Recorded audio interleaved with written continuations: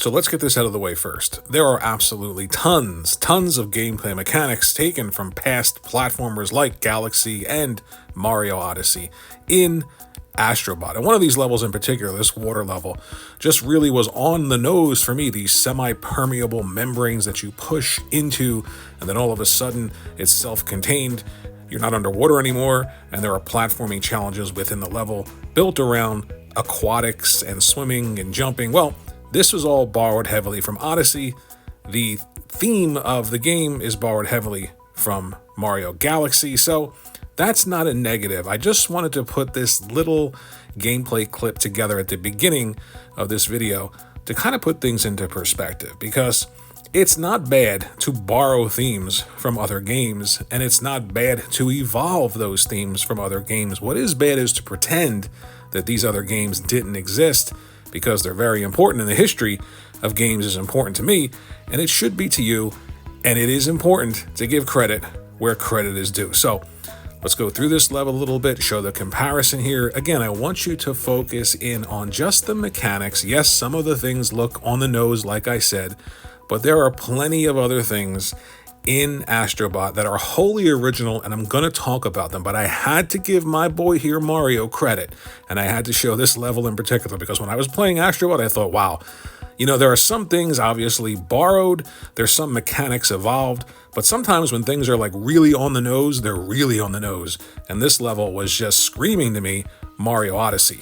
It's hard for me to say AstroBot is Sony and PlayStation's best 3D platformer ever, because I really think Ratchet & Clank Rift Apart is just an amazing game, an action platformer, and I still feel like that gets the record for best graphics with a platformer so far this generation, although some games are close. But I will say that AstroBot is the best original idea that Sony and PlayStation have had for quite some time. So let's talk about what this game does originally. And what it does is it takes the themes of the PlayStation 5, and I mean the SSD, the haptics, the controller, the little speaker in your controller, everything that you think of when you think of the PlayStation 5 experience. It takes all of that and makes them gameplay mechanics that are totally unique to the PlayStation 5, the DualSense controller, and that ecosystem. AstroBot leans heavily into the PlayStation's past, its history, its characters, its world, its games. And what's unique about that is it takes all of the gameplay and the gameplay mechanics of those past PlayStation games and incorporates them into the game proper, AstroBot. So you're in a level, for instance, where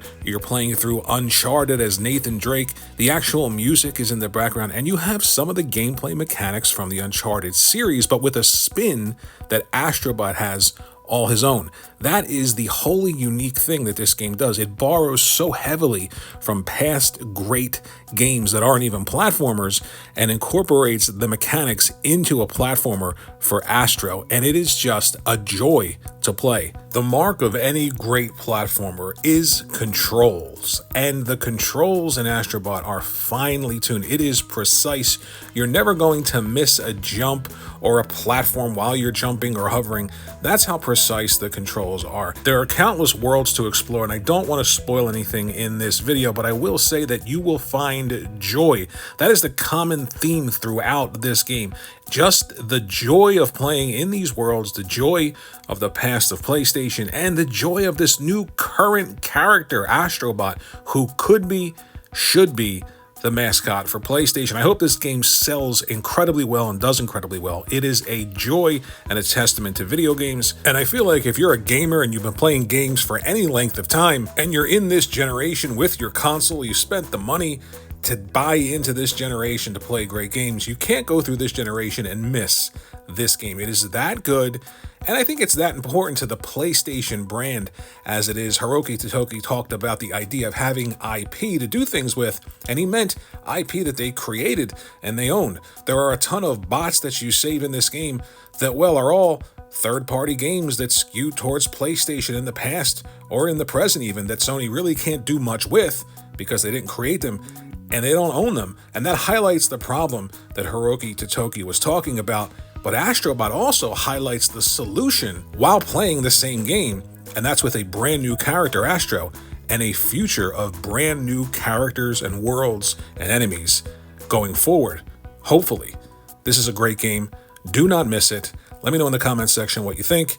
Thanks for watching the video. Like and subscribe, and I'll see you in the next one. Let's see if we can jump through that ring.